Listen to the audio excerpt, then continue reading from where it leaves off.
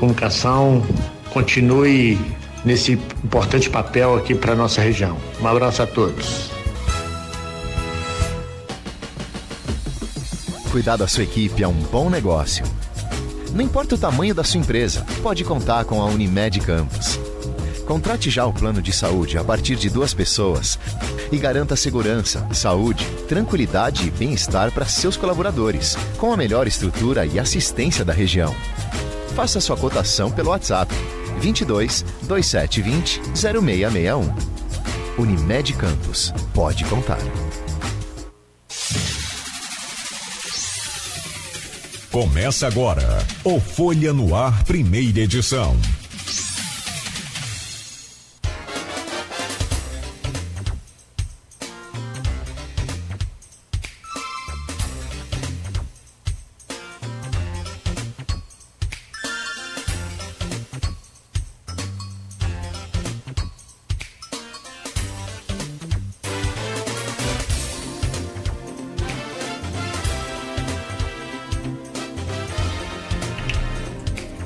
Quinta-feira, 28 de março de 2024, começa agora pela Folha FM 98,3, emissora do Grupo Folha da Manhã de Comunicação, mais um Folha no Ar. Estamos ao vivo pelo Face, pelo YouTube, pelo Instagram, você pode acompanhar esse programa daqui a pouco em podcast, em todos os tocadores de podcast.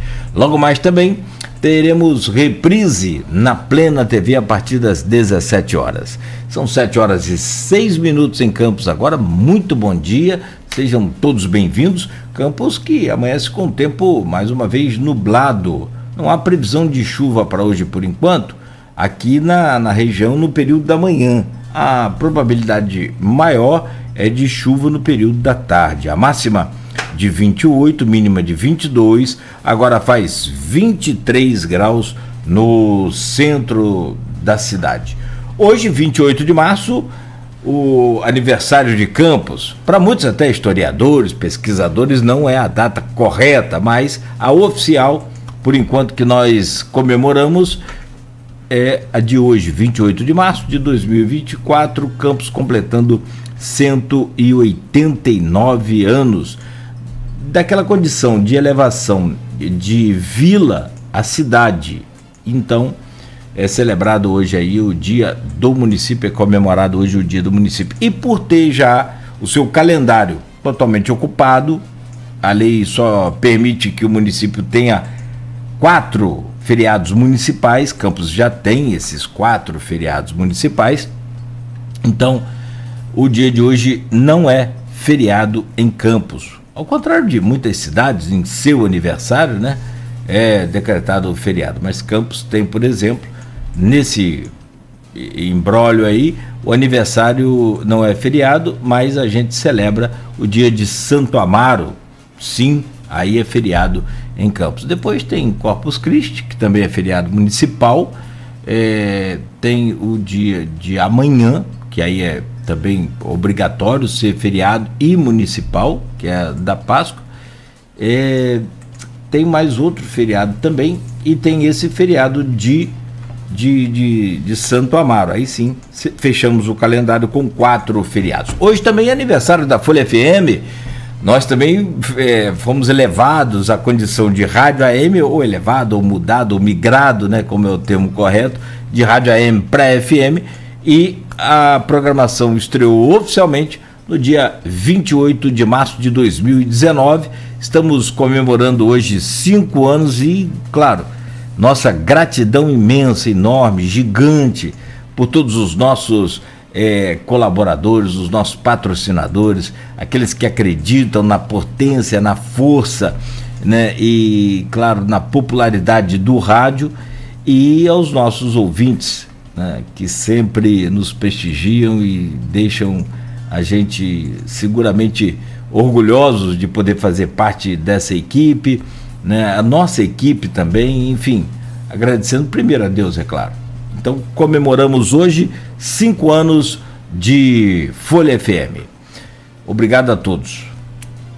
Bom, vamos às informações de hoje, vamos ao programa em destaque hoje com o nosso convidado, o William Machado, advogado e palestrante, com a gente na bancada, o Rodrigo Gonçalves, e a gente traz aqui com o William assuntos pertinentes aí a essa questão da cassação, a ação que resultou na cassação de 6 vereadores em Campos. A gente vai esmiuçar um pouco mais, por que outros municípios tiveram seus vereadores com a mesma irregularidade ou com coisa similar, já cassados em momentos anteriores, o que demorou mais em Campos. Vamos saber de todos os detalhes desse processo, dessa ação que resultou na cassação de 6 vereadores em Campos e com a fraude na cota de gênero, né?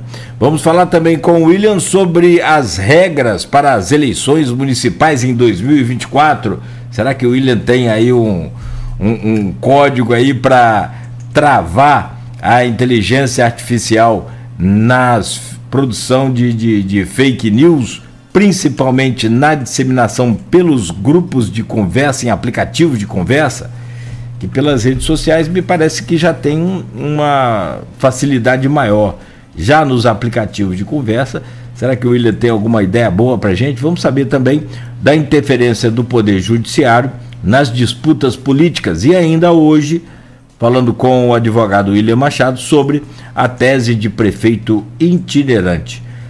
William, seja bem-vindo, já vamos trazer o seu bom dia. Só rapidamente aqui passar pelas manchetes do portal folha1.com.br. O Folha no Ar é oferecido por Coagro, a cooperativa dos nossos produtores de cana de Campos e de toda a região, de Proteus Serviços de Saúde e Medicina Ocupacional, qualidade certificada ISO 9001-2015. Unimed Campos, cuidar de você. Esse é o plano. Laboratório Plínio Bacelar e vacina Plínio Bacelar, cuidando bem de tudo que te faz bem. Agora com o aplicativo do Laboratório Plínio Bacelar ficou ainda melhor, ficou ainda mais fácil, tanto agendar um atendimento do laboratório na sua empresa ou da clínica vacina Plínio Bacelar, com vacinação também na sua empresa, aí na sua casa, onde for, é só você acessar pelo aplicativo e ali tem todas as informações importantes.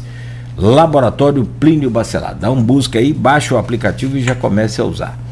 No portal folha1.com.br, em destaque, 3 jovens gestantes estão na UTI com suspeita de influenza em Campos. As pacientes de 25, 23 e 18 anos estão internadas no Hospital Plantadores de Cana. Saúde faz apelo para que todas as grávidas se imunizem contra a gripe. Laudo de necropsia do suspeito de matar a pequena Sofia foi divulgado e constatou-se que ela morreu por perfuração no crânio. Mais de 416 mil veículos devem passar pela BR-101 na Páscoa. Jovens são baleados no distrito de Travessão, em Campos, vítimas sendo 2 irmãos gêmeos de 22 anos e um adolescente de 14. Campos confirma a primeira morte por dengue no ano de 2024. Trata-se do pastor Eliseu Souza, de 64 anos, que deu entrada no Hospital São José. Confirmada aí a morte do pastor por dengue. Prefeitura de Campos comunica cancelamento de show de Vitinho no CEPOP em função das chuvas. Vereadores cassados estão fora e CPI da Educação tem novos membros. 3 carros se envolvem em acidente na Rua Saldanha Marinho, em Campos. Ronaldo Júnior e os 70 anos do modernismo na poesia Goitacá. Moradores de Santo Eduardo terão isenção na conta de água em março. E ainda, atendimento do programa de controle de hanseníase de Campos ficou suspenso, aliás, por conta das chuvas também. Feira do Pescado na Semana Santa já funcionando em Campos até amanhã, com 17 barracas.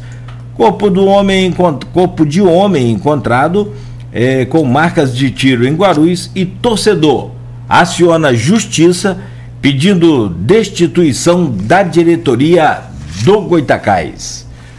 Definitivamente o Goita não vive o seu melhor momento. 7h14. Deixa eu trazer o bom dia do nosso convidado. Alegria e satisfação poder recebê-lo aqui, Dr. William Machado, advogado, palestrante, e a gente poder tirar aí algumas dúvidas sobre esses casos todos envolvendo aqui a política Goitacá, a política fluminense e também a nacional. Prazer imenso, bom dia, seja bem-vindo, William. Bom dia, Cláudio, bom dia, Rodrigo, bom dia a todos os ouvintes do Grupo Folha. É um prazer estar aqui e a gente espera, sinceramente, que a gente possa conversar um pouco e colocar a população ciente do que está acontecendo no processo eleitoral de Campos. Essa não é uma discussão apenas do ambiente jurídico, né? Nós estamos na iminência de uma eleição e é muito importante que nós facilitemos aqui essa comunicação e a gente dê ciência aos cidadãos do que está acontecendo na nossa cidade. Deixa eu trazer o bom dia também do nosso companheiro Rodrigo Gonçalves, nessa bancada com a gente. Seja bem-vindo, meu caro Rodrigo, muito bom dia. Mais uma vez, obrigado também pela sua presença. Eu que agradeço a sua parceria de sempre, Nogueira, Beto aí na técnica, e também o Dr. William, sempre um prazer ter ele aqui com a gente. A gente vai falar um pouquinho sobre essa questão toda.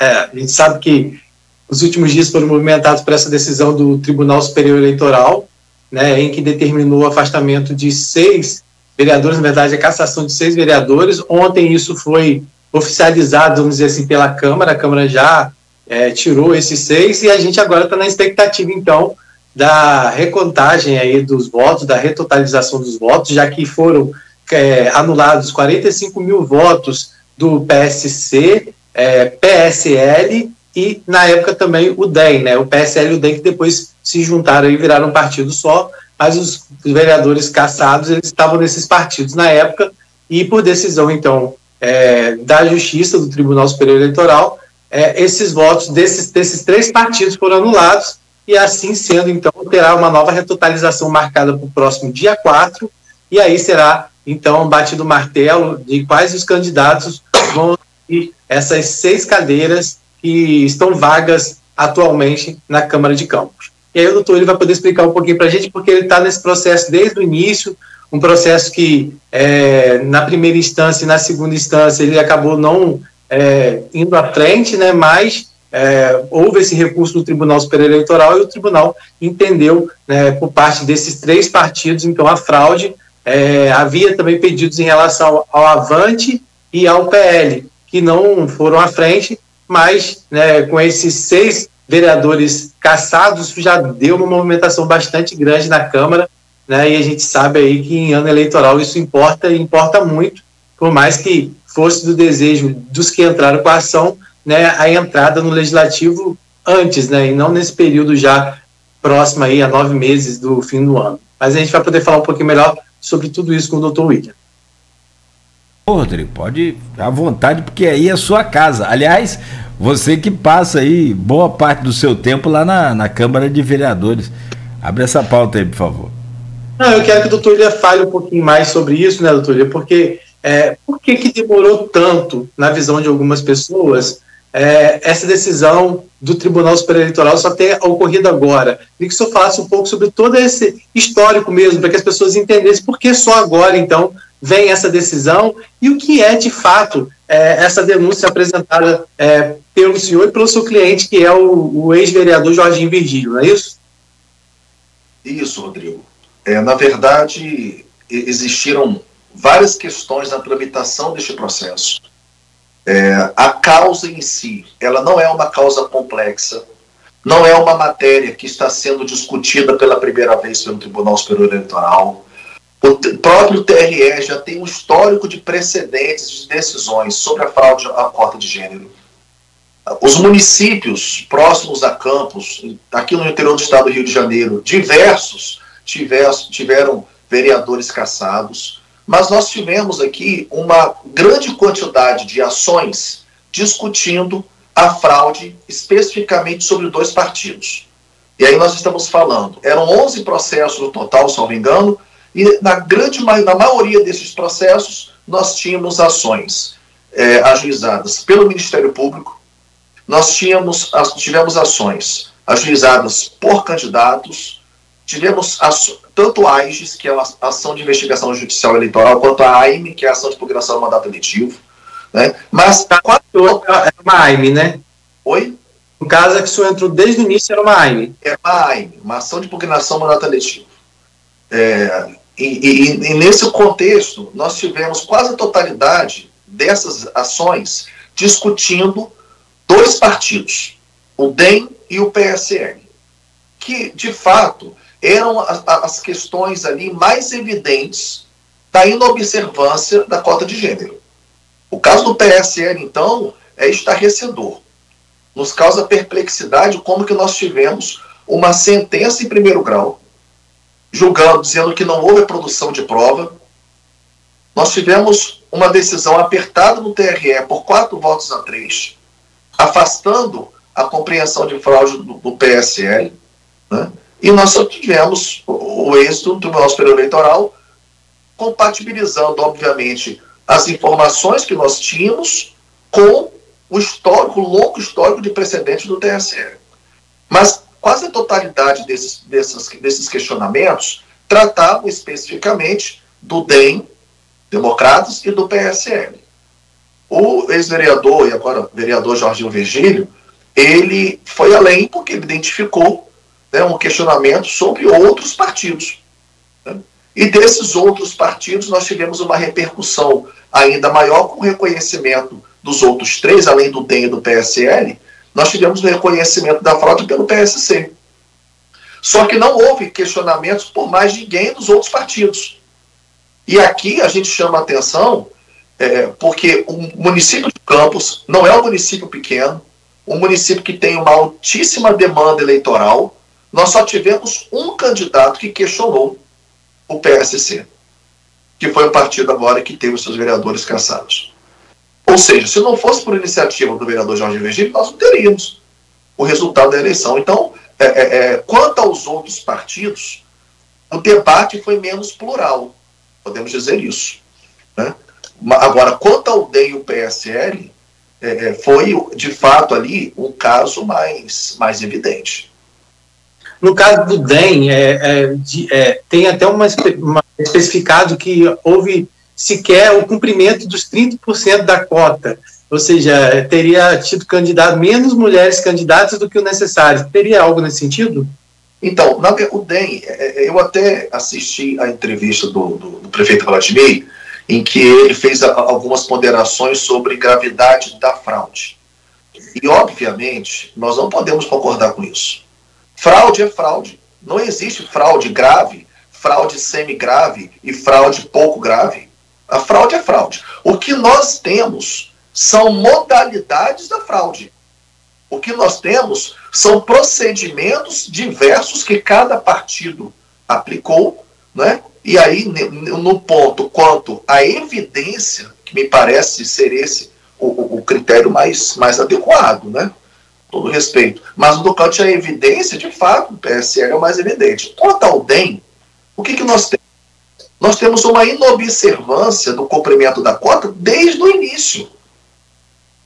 Porque o DEM não cumpriu. Não por acaso que quase a totalidade das ações discutem o DEM. O partido foi intimado, houve 2 candidaturas inaptas. O partido foi intimado para substituir as 2 candidaturas e não fez. Então não se está falando de uma intimação irregular, não se está falando de uma substituição que não havia tempo, e a ministra fala isso no voto, na decisão. Não houve tempo hábil, não, houve tempo hábil, e nós estamos falando isso desde a petição inicial. Nós estamos nem rebatendo alegações em sede de recurso, desde a petição inicial. O partido foi intimado, não se manifestou, decidiu não substituir, e ora, a cota de gênero, que é uma cota, para que os ouvintes nos compreendam, é uma cota que assegura a mínima representatividade feminina. Então, é integrada a regra do jogo, é o que nós falamos. Não há soberania popular sem respeito às regras do jogo. Não há. Não há. A gente tem que respeitar as regras do processo, né? Então, o que nós tivemos ali? Nós tivemos que o DEM não cumpriu efetivamente os 30%. E dentre essas duas candidatas, propensas candidatas, uma não tinha quitação eleitoral, e a outra sequer filiada ao partido estava. Então são situações assim, que são vícios, que quando o DEM apresenta essas candidatas, elas já não tinham condição de concorrer. E aí houve um indeferimento, o partido foi intimado e decidiu não substituir. E aí, obviamente, se assumiu o risco. É o que nós dizemos no ambiente eleitoral. Existem riscos que o partido assume, que é viável que ele assuma. Como se a prorrogar, agora tem riscos que não cabem. É possível explicar tecnicamente? Duas perguntas. Se é possível explicar tecnicamente, William, o que aconteceu nessas duas instâncias de diferente da Corte Suprema? E uma outra coisa, por favor, dá para, eu não sei se são muitos, mas se não, se forem pelo menos os básicos, os crimes cometidos ou as fraudes cometidas, além dessas que o senhor já citou, no caso de um candidato que não era nem filiado ao partido, outra que não teve quitação, teve caso também da candidata Laranja, que estava tudo certo, filiou, tudo certinho, mas não concorreu, foi só o nome na chapa ali. É possível citar todas essas fraudes? É possível, sim. Então, na verdade, no caso do DEM, foi essa da inobservância desde o início, né? Depois nós tivemos do PSC, em que as candidatas ali, foi reconhecido que não havia indícios, né, mínimos da prática de campanha, além da padronização financeira, que é também um indicativo muito seguro da prática de fraude, né? Exatamente, assim, candidatos que se lançaram, que apresentaram formalmente as suas candidaturas, mas que não houve, por parte, na demonstração, no curso do processo, a demonstração de que ela praticou atos típicos de campanha. E assim, e aí é uma questão delicada até para a parte autora. Se a parte autora está afirmando que as candidatas não participaram, eu estou falando do PSC, de que as candidatas, elas não exerceram de fato a campanha, e a parte autora apresenta elementos mínimos disso, informa que houve a padronização financeira na movimentação das contas, não havia despesas típicas de campanha, não havia registro de reuniões. Como é que a parte autora, quem está questionando, vai provar um fato que não aconteceu? Entende? Então, a decisão na primeira instância, Cláudio, o juiz disse o seguinte: olha, não houve prova de que as candidatas não praticaram. Mas como é que eu vou provar um fato negativo? Um fato que não ocorreu, como é que eu vou provar? Né? É o que nós chamamos do direito da prova diabólica. Não tem como. Se nós temos indícios concretos, não são especulações, são indícios concretos. Ora, vamos ser coerentes aqui, para além da repercussão jurídica. Campanha eleitoral é um ato de exposição. É um ato de exposição. Ah, mas aí começam os contrapontos. Não, porque na época havia o Covid. Se havia o Covid, a sua exposição nas redes sociais era para ser muito maior. Concorda? Era para ser muito maior. Engajamento em WhatsApp, Facebook, redes sociais, né? Então, o TRE, por sua vez, mantendo a linha do que o juiz de primeiro grau reconheceu, dizendo que não houve prova concreta da fraude, e aqui no TRE, aí a gente percebe que houve uma evolução pelo Poder Judiciário do reconhecimento da fraude. Nós temos uma sentença de primeira instância que não reconhece a fraude.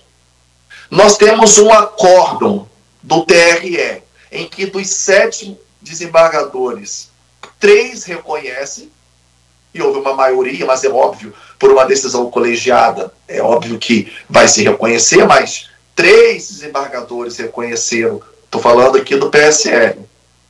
Os 3 desembargadores não reconheceram do PSC, e quanto ao DEM também não houve reconhecimento. Mas é um avanço na compreensão ali do contexto. E no TSE houve uma revaloração dos fatos, que é o que se chama para admitir o recurso. Né? Agora, a nossa perplexidade ocorreu exatamente com tanto da sentença do primeiro grau, quanto no TRE, no tocante até ao fundamento do PSL. Porque no caso, só para fechar o raciocínio, no PSC não houve, reconheceu que as candidatas não praticaram atos efetivos de campanha, né? E além disso, padronização financeira, e não houve, obviamente, houve sim a simulação do lançamento das suas candidaturas. No PSL, nós tivemos um exemplo acadêmico de fraude à cota de gênero. Tudo o que o TSE consolidou de jurisprudência, inclusive o TRE, consolidou de jurisprudência sobre a caracterização, a fraude da cota de gênero, todos os elementos o PSL cumpriu integralmente. Candidatos com votações zeradas, padronização na movimentação financeira, pedido expresso de votos para candidatos do mesmo grupo no curso do processo eleitoral. Entende, Cláudio? Então, assim, houve... Ou seja, a pessoa era candidata, né, pedindo voto para outro candidato. Né? No mesmo pleito. No mesmo pleito. Foram primordiais para essa identificação. Por um lado, né, diz que não houve, mas por outro, eu queria que o senhor falasse um pouco sobre isso. Como foi reunir essas informações? O que consta no processo que agora o TSE entendeu como prova suficiente para essa cassação? Foram prints? Foram conversas? O que foi constatado? O que vocês mostraram? Porque teve o contexto da pouca votação de alguns candidatos, e algumas delas até com candidatura zerada, mas não foi só a questão dos votos, foi também indícios que vocês conseguiram reunir, mostrando que aquelas candidatas, na verdade, estavam sendo utilizadas, vamos dizer assim, como laranjas mesmo, para que outras pessoas se beneficiassem da candidatura delas. Né? Isso envolve várias coisas, inclusive fundo eleitoral e por aí vai, né? Exatamente. A utilização das redes sociais é uma via de mão dupla. Ela é muito importante para o candidato, mas ela também é muito importante para os adversários do candidato. Hoje, você consegue fazer um mapeamento da campanha de dentro do escritório.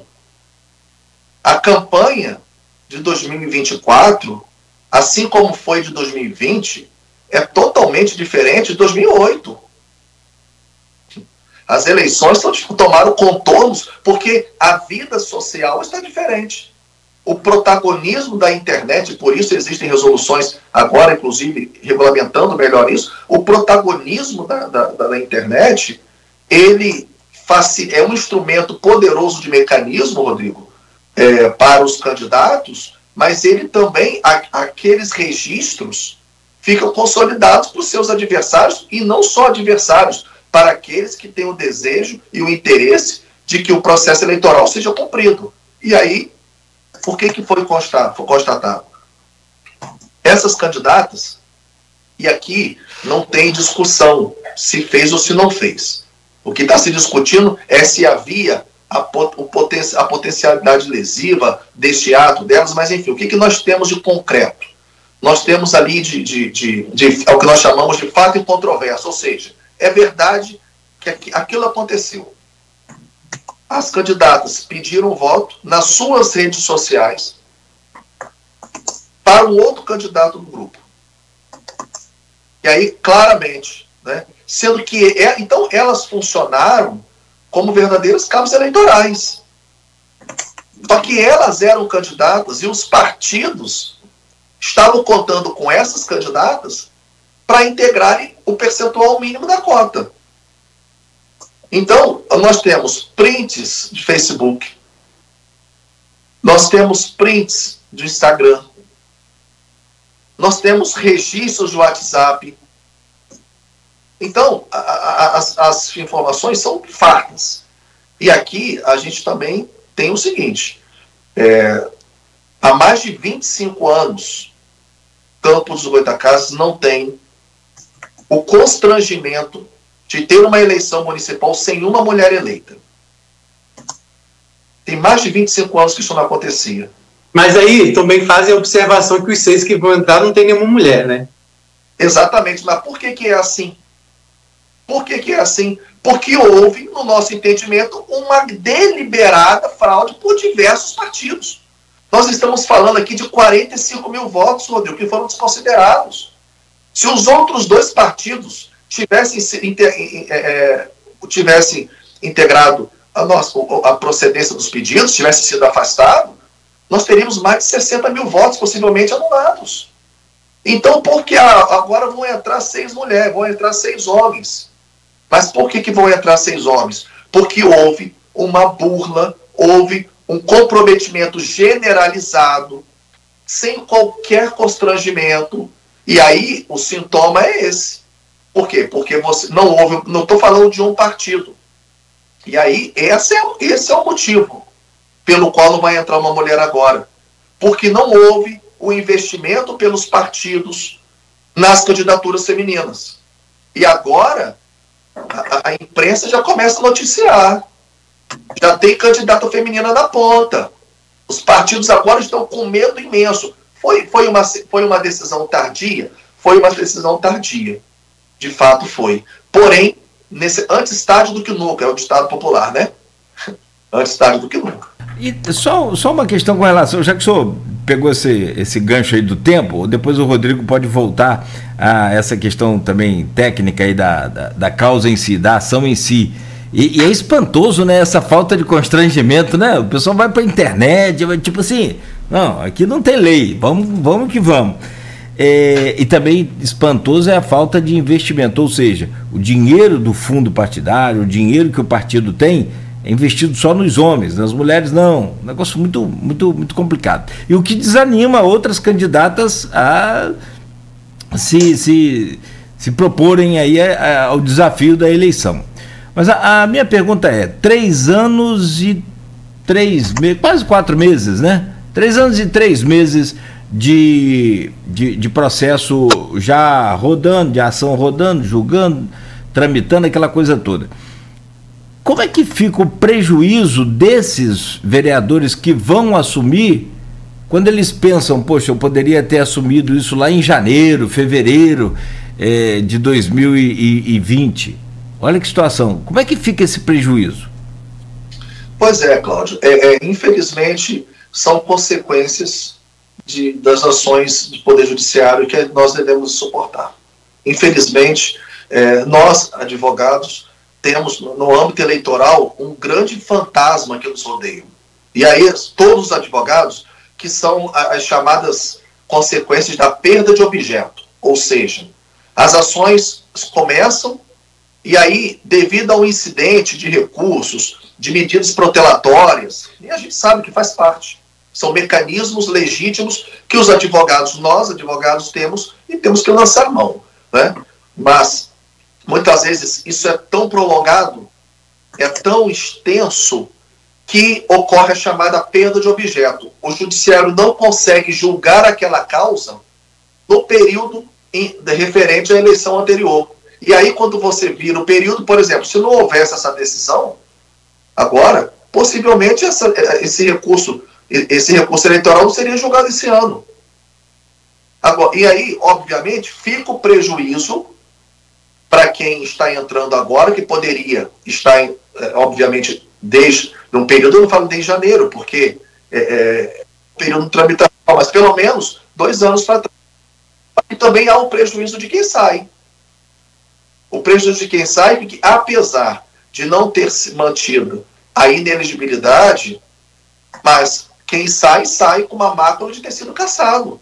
Ah, mas não foi por um ato próprio do candidato, Ora, mas foi uma cassação motivada pela agremiação partidária a qual eles se filiaram.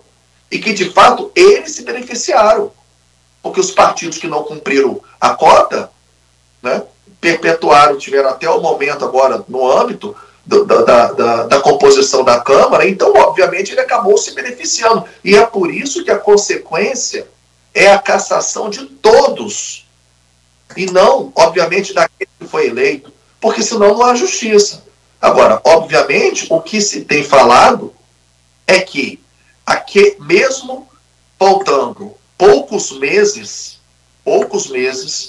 para as eleições, quem está entrando chega com mais fôlego nas urnas do que quem está saindo.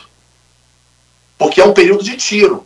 Durante os 3 anos ali, 3 anos e meio, é aquela situação. Agora é o período de tiro, agora é o período, obviamente, de maior intensidade. E aí eu não estou fazendo um juízo de valor aqui. Não, e aí, doutor, só te cortando, cabe uma análise até maior, porque a gente vem de uma Câmara bastante desgastada, né? Com bastante polêmicas, bastante impasses, uma avaliação em pesquisas mais negativa do que positiva. Então, eu acho que vai caber também esses 6 vereadores que vão entrar um papel um pouco diferenciado. E esse papel diferenciado talvez seja muito importante para ditar também esse resultado lá na frente. Porque a gente vê por parte de muita gente uma insatisfação em relação ao comportamento. Então, o que vai ditar muito também, vamos dizer assim, o gás que esses vereadores vão trazer a essa legislatura, no momento em que a Câmara vem, sim, sendo desgastada nos últimos anos por conflitos presença de polícia e por aí vai, né? Vejam, o que o cidadão quer é a harmonia dos poderes, não é a absoluta passividade dos vereadores. Porque a nossa cidade tem problemas. Então, eu não tenho dúvidas, Rodrigo. Eu não tenho dúvidas. Aguarde as primeiras sessões, assim que ocorrer a posse. A Câmara vai incendiar. Por quê? Porque os vereadores agora que estão assumindo, obviamente vão querer mostrar o seu trabalho. Né? E aqueles que estavam vão ser provocados a se mostrarem. Porque, de fato, e aí esse é um ponto esse ponto sim eu concordo com o prefeito Vladimir. A política é feita de confronto. Respeitoso, dentro das linhas, né? Dentro das linhas. Agora, o debate ele tem que existir. Nós não podemos estar, e a população de fato, não, isso aí são as pesquisas que demonstram que ela está um pouco insatisfeita, né? E aí insatisfeita com o foco das discussões. Nós temos 2 grupos predominantes hoje no nosso município. É o grupo da família Bacelar e o grupo Família Garotinho. Mas o que a nossa população está esperando é discussão pelas pautas. É pelos problemas da nossa cidade, que não são poucos. Nós sabemos que não são poucos. Então, aqui seria muito importante, quando nós falamos que a gente acredita que a Câmara vai incendiar, mas que ela incendeie para os anseios da população. Nós temos pessoas passando necessidade, estamos agora com a situação gravíssima em Santo Eduardo. Vocês têm dado uma cobertura excepcional nisso. Eu acompanhei a entrevista do Rodrigo ontem, né? Então, nós temos problemas seríssimos. Então é muito importante que, de fato, e agora que haja uma sintonia dos vereadores com o foco das pautas. E, obviamente, que essas discussões entre os grupos, que na nossa cidade sempre existiu, né? Sempre existiu. E é o que tudo indica, por muito tempo vai continuar a existir. Mas eu penso, aí é uma análise particular, que o que a população está esperando não é discussão entre Bacelar e Garotinho. É discussão sobre o transporte da nossa cidade, sobre a saúde da nossa cidade, sobre a educação da nossa cidade, sobre as rendas de emprego sobre as fontes de emprego da nossa cidade. E quanto a isso tudo, os bastidores do processo eleitoral ficam só acompanhando, né? Doutor, eu queria agora, Nogueira, eu queria que o senhor falasse um pouco sobre essa questão técnica agora, tá? Como é que fica? Por que ainda não aconteceu, ou seja, ontem a Câmara comunicou oficialmente o afastamento dos 6, né, que vamos dizer quem são, porque a gente até agora não falou. Então, pelo PSL, Na época foram eleitos o Maicon Cruz e o pastor Marcos Elias. Né? Pelo PSL, que hoje não estão mais no PSL, né, que não existe mais, foram eleitos o Bruno Viana, que hoje está no PSD, e o Nilton Cardoso, que está no União. E pelo DEM, que hoje também não existe mais, porque juntou junto com o PSL, virou União, tem o Rogério Matoso, que está no União, e o Marcione da Farmácia, que também está no União. Só para a gente fazer uma conta também rápida para quem está ouvindo em casa, 3 hoje estão no grupo do Vladimir, 3 estão no grupo dos Bacelar. Quem são os que estão no grupo do Vladimir? Nilton Cardoso, o Marcione da Farmácia e o pastor Marcos Elias. Os 3 do grupo do Bacelar, então, Maicon Cruz, Bruno Viana e o Rogério Matoso. Então, esses são os 6 que saem, e aí entram 6. Por mais que o tribunal ainda, a Justiça Eleitoral, não tenha ainda batido o martelo em relação à retotalização dos votos, né? Mas com a anulação desses 45 mil votos, reforçando que esses vereadores também que foram cassados ainda podem recorrer, né? E também, né, que vamos dizer assim, eles também não foram penalizados no sentido de poderem concorrer ao pleito. Eu também quero que você fale sobre isso, porque é uma novidade. O Marcione da Farmácia acabaram sendo beneficiados por uma novidade aí, né? Porque mesmo eles tendo sido cassados e afastados, eles vão poder concorrer às eleições de outubro. Mas por que ainda não foi definido quem vai entrar? Né? E realmente esses 6 que estão sendo cogitados com a possibilidade de entrar, né? Você tem aí, Nogueira, os 6? É o Jorginho Filho, o Beto Abençoado, o André Oliveira. Isso, Álvaro César. E Fabinho, que era do Ciprozep. Fabinho, né? Almeida, isso aí. Então, os 6 aí que vão entrar. Pelo menos essa é a especulação que todo mundo está falando de quem vai entrar, que seriam esses 6. De fato, serão esses 6 na sua visão? E por que isso ainda não aconteceu? Fala um pouco para a gente desse processo de comunicação do TSE para o TRE, do TRE para a Justiça Eleitoral, para a recontagem de votos. Como é que funciona essa questão do quociente eleitoral? Então, na verdade, nós não entendemos, inclusive, que está ocorrendo uma demora deliberada, né, nesse procedimento. Porque, na verdade, a demora ocorreu no julgamento desses processos. Se nós não tivéssemos passado por quase 3 anos e meio de tramitação, nós entenderíamos que agora é um período burocrático, né?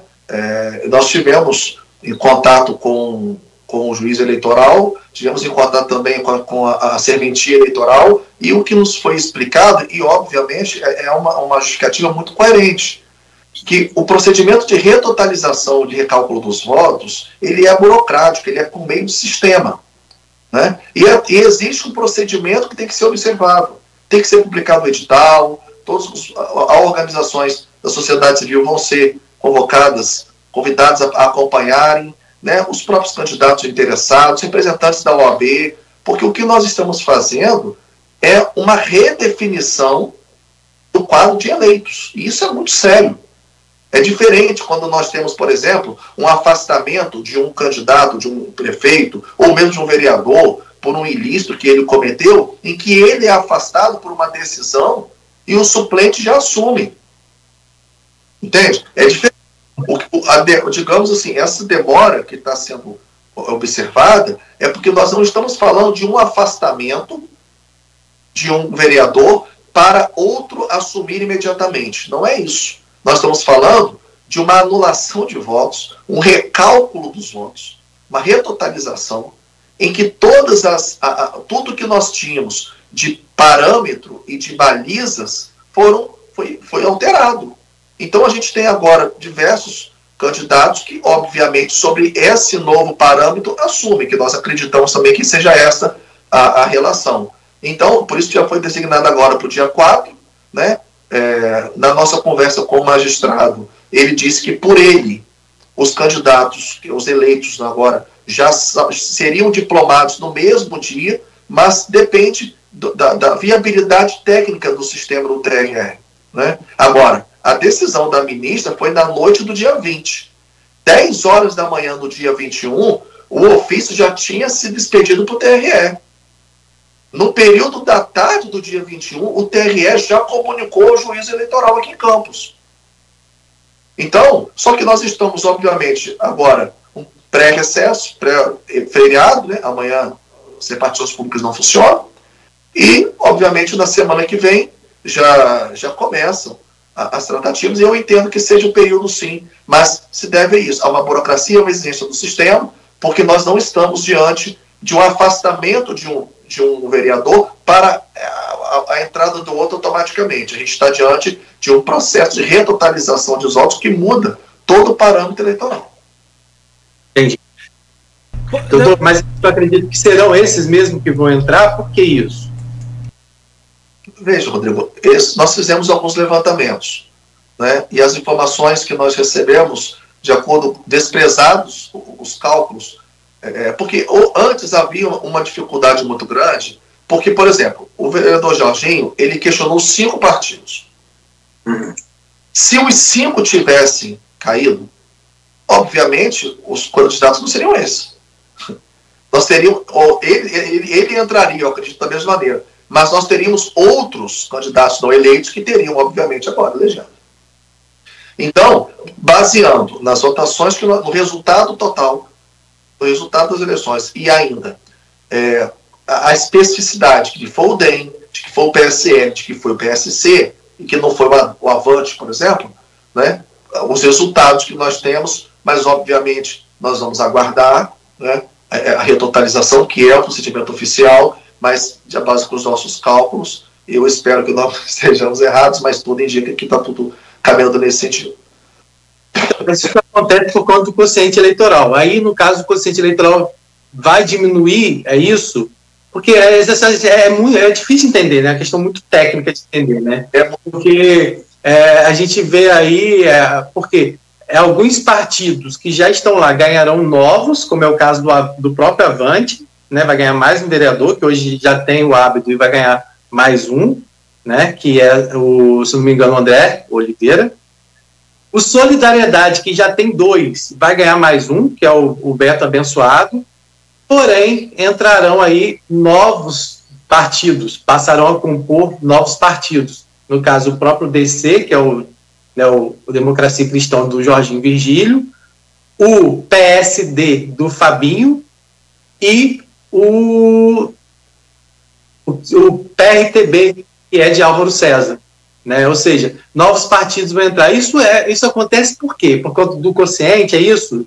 Exatamente, o quociente eleitoral, assim, todas as eleições, elas são consideradas, o resultado das eleições é considerado sobre a totalidade dos votos. Votos esses agrupados pelas devidas agremiações, pelos partidos.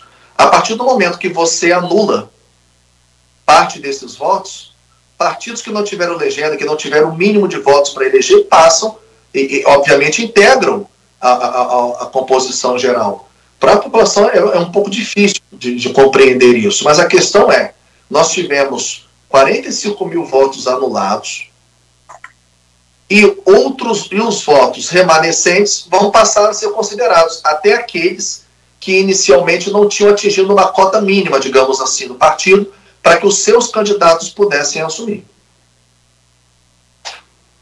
Só só uma outra questão. Por que eles podem concorrer à reeleição ou participar do próximo pleito os advogados, os vereadores cassados? Porque no começo o senhor citou lá que não existe fraude grande, pequena nem média, que remete a gente a lembrar da questão religiosa, né? Que não existe pecado, pecadinho nem pecadão, é tudo pecado. Enfim, o que aconteceu tecnicamente? Por que eles podem... não é uma fraude grande, então? Não é, como é que é isso? Como é que é julgado essa coisa? É o seguinte, quando essa compreensão sobre a fraude à cota de gênero, ela chegou aos tribunais superiores, se firmou em um primeiro momento o entendimento de que, havendo a prática de fraude, todos os candidatos e os eleitos, o presidente do partido, sofreriam as consequências da inelegibilidade, como consequência direta da fraude. Ok. Mas com o debate, especialmente no âmbito da jurisprudência do TSE, começou a se flexibilizar não a compreensão da fraude, isso é importante deixar claro, não se flexibilizar, não a compreensão da fraude, mas sim a extensão dos efeitos da fraude. Ou seja, a mulher que pratica diretamente a fraude, ela está inelegível. Isso não houve alteração. Então não houve alteração aqui de que a inelegibilidade não é mais consequência da fraude à cota de gênero. Não é isso.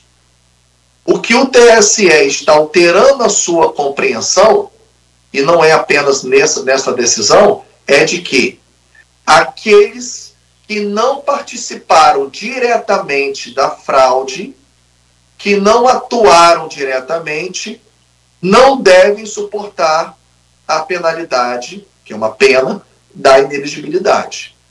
Então, se afastou a inelegibilidade do ex-vereador, para ex-vereador Bruno Viana e do ex-vereador Nildo Cardoso, exatamente porque, segundo a ministra, não houve provas do conluio, ou seja, da ação deles. Por exemplo, no PSL, teve uma candidata que pediu votos abertamente para o candidato Bruno Viana. Se houvesse prova de que o candidato Bruno Viana estivesse ajustado com ela, com essa candidata, o pedido de votos em nome dele, ele estaria inelegível. Entende? Então, é que a inelegibilidade não é mais consequência. Agora ela é a consequência de quem atua diretamente na ação fraudulenta. Mas, voltamos a dizer, não tem fraude grave, não tem fraude média, fraude... Nesse caso, como o senhor explicou, foram beneficiados, mas não foram cometedores aí das fraudes diretamente. Exatamente. Perfeito. Exatamente. Rodrigo, podemos fechar alguma coisa a mais aí? Que esse assunto dá um programa inteiro, né? Se deixar.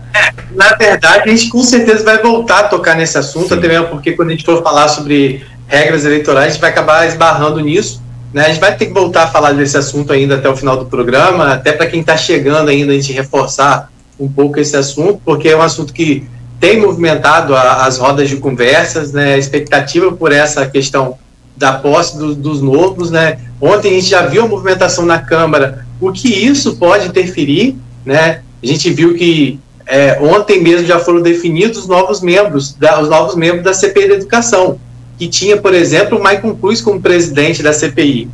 E a escolha da nova composição da CPI, antes mesmo da posse dos novos 6 vereadores, não foi, segundo o vereador Leon Gomes, que é um dos integrantes da CPI, inclusive o único da base da CPI, não foi estratégico, porque se entram os 6 que não estão, teria que ser feito de acordo com uma, vamos dizer assim, de forma proporcional. E aí, sendo de forma proporcional, poderia ser que a CPI deixasse, por exemplo, de ter na sua composição a maioria da oposição. Então, fazendo nesse momento, onde a Câmara tem 19 vereadores, isso permite com que o presidente da Câmara defina os membros da CPI, os novos membros, com aqueles partidos que têm apenas um vereador. E, nesse caso, tendo um vereador, foi possível indicar o Elim Naim e o Fred Machado. Para você entender, como eu falei, o Avante passaria a ter 2 vereadores. Então, pela proporcionalidade, ele teria direito a ter na CPI um nome. E aí esse nome teria que ser ou Abdo Neme ou André Oliveira, que já está no governo, que faz parte da base. Então, isso já é um indicativo de como toda essa situação na Câmara vai mexer no cenário, né? Que não é tão simples assim. Não é só a retirada de um e colocar outro. Tem toda uma movimentação estratégica por trás disso, né? Então a gente com certeza vai falar mais sobre isso à frente. Ah, sim, com certeza. Meu caro William Machado, advogado e palestrante, conversando conosco hoje. Vou pedir licença rapidamente, só para a gente fazer um intervalo, mas é bem rápido, a gente volta. Tem várias participações aqui no streaming, também com perguntas sobre isso. Até o Zé Vitor fala aqui também, algumas mensagens aqui que a gente vai registrar e agradecer né, pelo carinho dos ouvintes e seguidores aqui da Folha FM, pelos 5 anos da rádio hoje. Então a gente faz uma pausa rápida e volta com tudo isso e mais, também com as regras para as eleições municipais em 2024. Será que tem aí uma fórmula aí de brecar esses WhatsApp, doutor? E agora com a inteligência artificial criando aí fake news de forma extraordinariamente muito fácil de se acreditar. Se do jeito passado já estava, né, convencendo muita gente só numa edição de imagens de fixa, né, de foto e essa coisa toda, imagina agora com a inteligência artificial. O negócio tá tenso. Vamos falar sobre isso ainda. 8 horas em Campos, pausa rápida aqui no Folha no Ar. A gente volta a seguir no oferecimento de Coagro, Proteus, Unimed Campos, Laboratório Plínio Bacelar e Vacina Plínio Bacelar. Nesse bloco agora tem uma super dica aí da Nauta XP Investimento para você, né, fazer a melhor opção de investimento com maior rentabilidade e segurança. Minuto